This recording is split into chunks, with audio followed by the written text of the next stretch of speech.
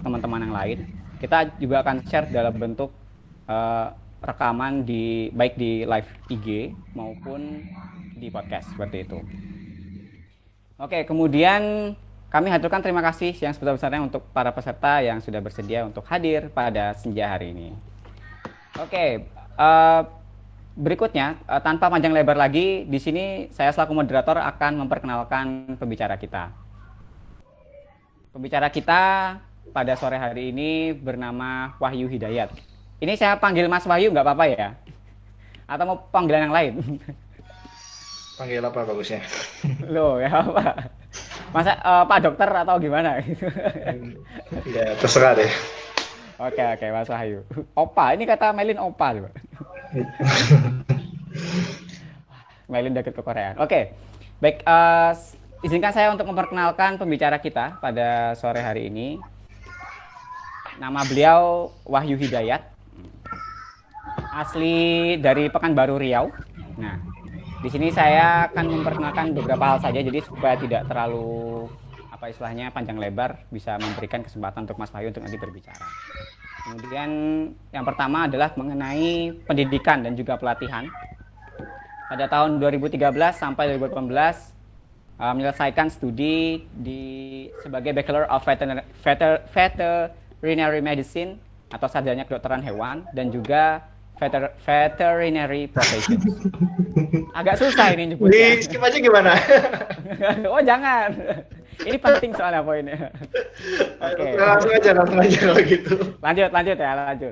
Kemudian untuk yang sekarang ini Mas Wahyu 2019 dan ongoing ya sekarang sedang berkuliah di S2 sebagai Master of Veterinary Science atau di Universitas Gadjah Mada Yogyakarta di Fakultas Kedokteran Hewan.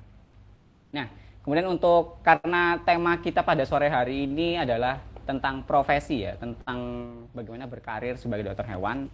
Jadi saya akan menyampaikan beberapa hal mengenai pengalaman dari Mas Wahyu ini. Yang pertama, Mas Wahyu pernah sebagai laboratory assistant atau asisten di laboratorium di Avian Influenza Research Center ARRC internship di Airlangga Surabaya. Ini keren ini BTW. Enggak biasa aja itu. Oke, lanjut ya. Kemudian pada November 2017 sampai Desember 2017 sebagai Health Control and Supervisor Farm di PT Satwa Unggul Poultry Group Blitar, Jawa Timur. Jadi tugasnya itu yang pertama untuk menjaga kesehatan dan juga keamanan dari ayam petelur, kemudian vaksinasi dan juga mengontrol tentang penyakit hewan, kemudian menjadwal dan juga menganalisis mengenai ayam petelur lebih dari 11.000 dan juga peternakan yang lainnya. Kemudian pada Desember 2017 sampai Januari 2018 sebagai Supervisor Cattle and Animal Health di Balai Embrio Ternak Ditjen PKH Kementerian Pertanian, yang memiliki tugas yang pertama monitor proses dari transfer embrio pada hewan ternak. Kemudian yang kedua mengatur atau memanage bagaimana tentang kegiatan harian daripada ternak, mulai dari pemberian suplemen, kemudian kesehatan dan juga pengandangan.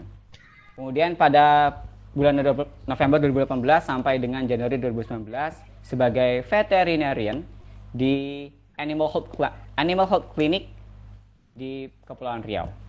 Dan yang terbaru yakni pada bulan Maret 2019 sampai bulan Juli 2019 sebagai Technical Service Representative di PT Pimaimas Citra PMC area Bandung Sukabumi Jawa Barat.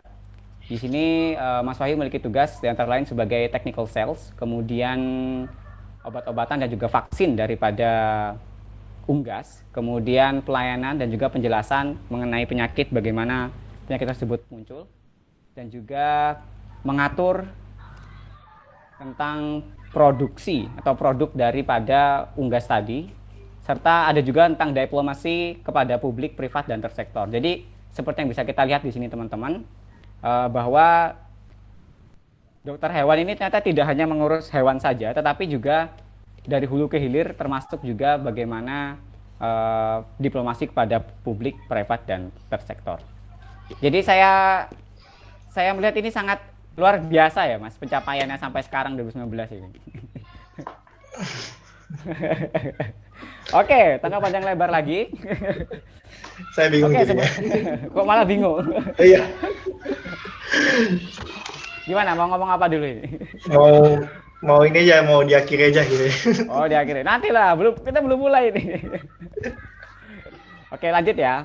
Eh, Untuk teman-teman, nanti insya Allah eh, pada sore kesempatan pada hari ini, kita akan memberikan waktu sekitar 30 menit sampai 45 menit kepada Mas Wahyu untuk menyampaikan informasi Lama juga ya? dari Mas Wahyu. Ya, lumayan lama, Mas. Kan ini kan apa ya istilahnya stage khusus Oh, oke. buat sang dokter hewan nah gitu. Atau dibagi aja deh, Nah, saya 15 menit aja, nanti Mazan 30 menit. oh ya beda. Kan ini pembicara utamanya Anda. Oh iya, salah.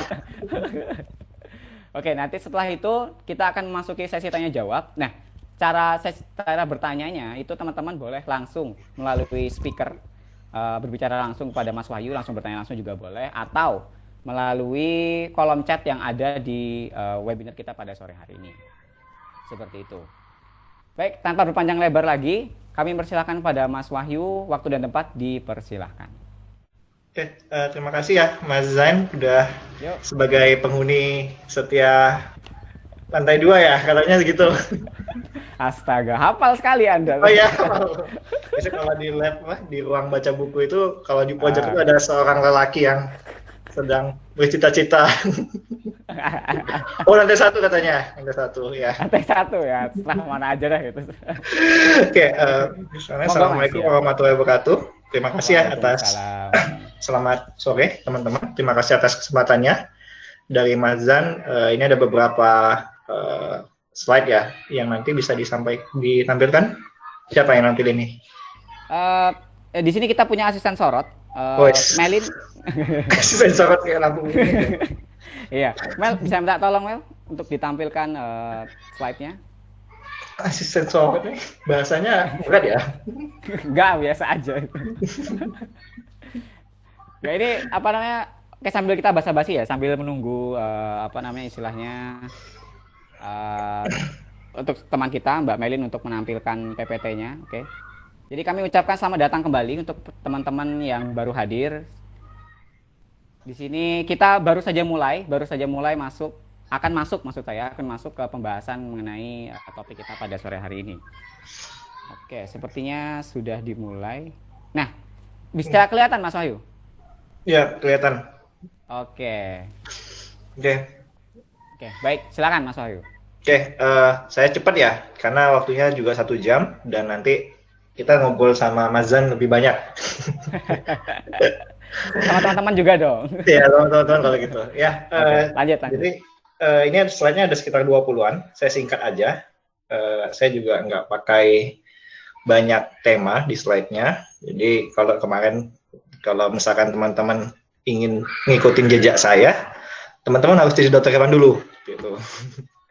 Kalau nggak jadi dokter hewan, nggak bisa ngikutin. Nah, tapi di sini saya coba jelaskan nih ke teman-teman, karena memang kebanyakan kalau di fakultas kita ngobrol sama teman-teman KH, teman-teman dokter hewan. Di sesi kali ini saya coba jelasin nih teman-teman yang tidak di jurusan kedokteran hewan, tapi bisa melihat beberapa potensi peluang karir di dokter hewan. Jadi nggak cuma di klinik doang. Gitu. Oke, next. Nah, kalau bekerja, itu ada 3 sektor, teman-teman sudah tahu ya, terutama untuk teman-teman yang sedang bekerja.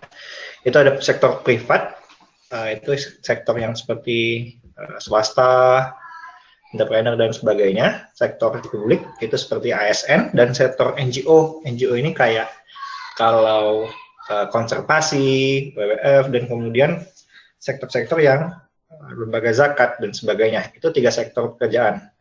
Nah, teman-teman ketika setelah selesai kuliah itu tidak akan lepas dari 3 sektor ini ketika bekerja. Kalau mau bikin usaha ya masuknya privat, kalau mau jadi PNS ya masuknya publik, kalau mau bikin lembaga yang LSM dan sebagainya nanti masuknya ke NGO gitu. Next. Ya, kita sedikit lebih ngomong masalah pekerjaan nih. Ternyata di tahun 2019 dari BPS itu Nah, dari BPS, ya, nah dari BPS itu terhitung tahun 2019 ternyata jumlah komoditas untuk struktur lapangan pekerjaan utama itu didominasi oleh pertanian, seperti itu. Kemudian perdagangan, industri dan pengolahan, akomodasi makan dan minum, dan yang paling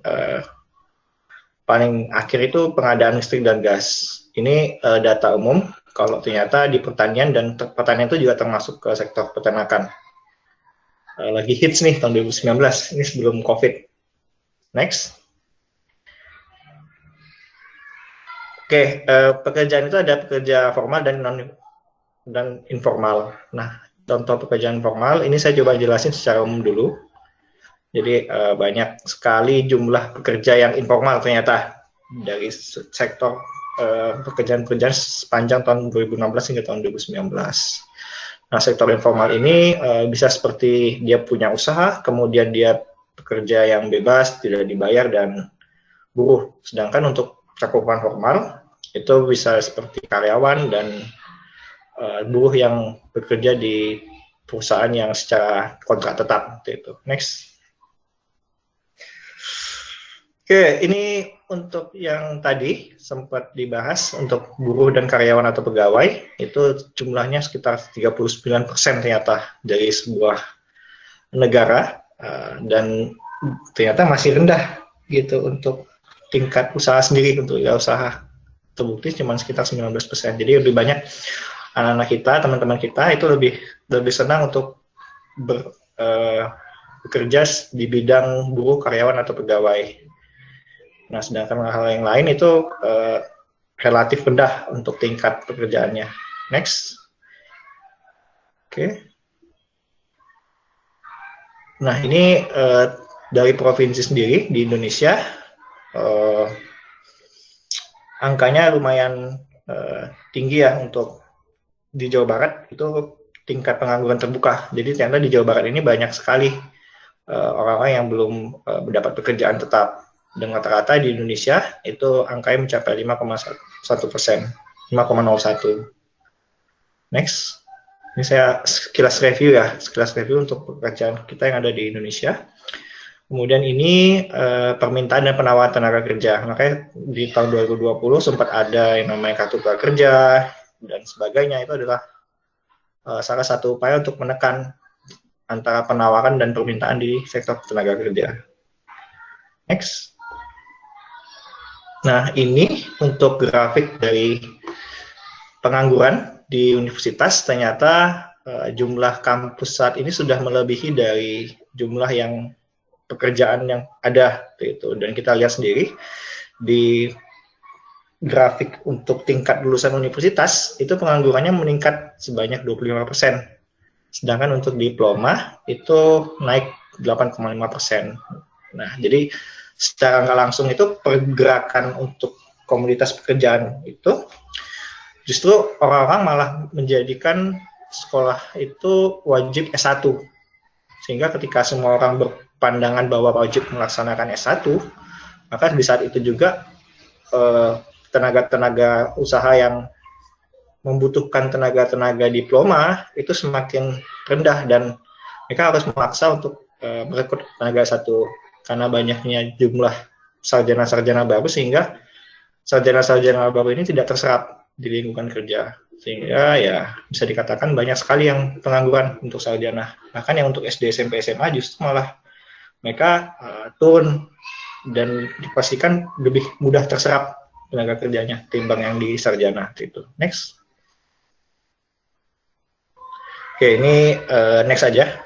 Ini yang terjadi di COVID ya. Nah, sekarang evolusi industri sudah 0,1.0, 2.0, 3.0, dan 4.0. Kalau 1.0 itu abad 18 ya, teman-teman belum lahir. Tapi kalau Mas Zan kayaknya udah lahir nih, abad ke-18. Wah, mungkin itu reinkarnasi kakek buyut saya mungkin, atau siapa ya gitu. Lanjut. Ya, abad 20 juga produksi massal di lini produksi. Ini juga Mas Zen kayaknya udah lahir juga nih. Jadi Mas Zen ini lahir di dua abad yang berbeda. Gitu. Nah, industri 3.0 itu ada elektronik, telepon, dan komputer yang sekarang di industri 4.0. Ini yang paling sering dan ya, pasti teman-teman udah bosen ya kalau dibilang digitalisasi, kemudian apa segala macam, dan hal-hal yang berkaitan dengan industri. Itu. Next. Nah, ini keterampilannya yang perlu dikembangkan di industri, jadi lebih ke pemecahan masalah, karena masalahnya makin banyak. Terus berpikir kritis, kreatif, MSDM, kemudian berkoordinasi dengan orang lain, ini termasuk lobbying, kecerdasan emosional, baper, kemudian generasi strawberry, terus penilaian pengambilan keputusan, berorientasi terhadap layanan, negosiasi, dan fleksibilitas kognitif. Itu next.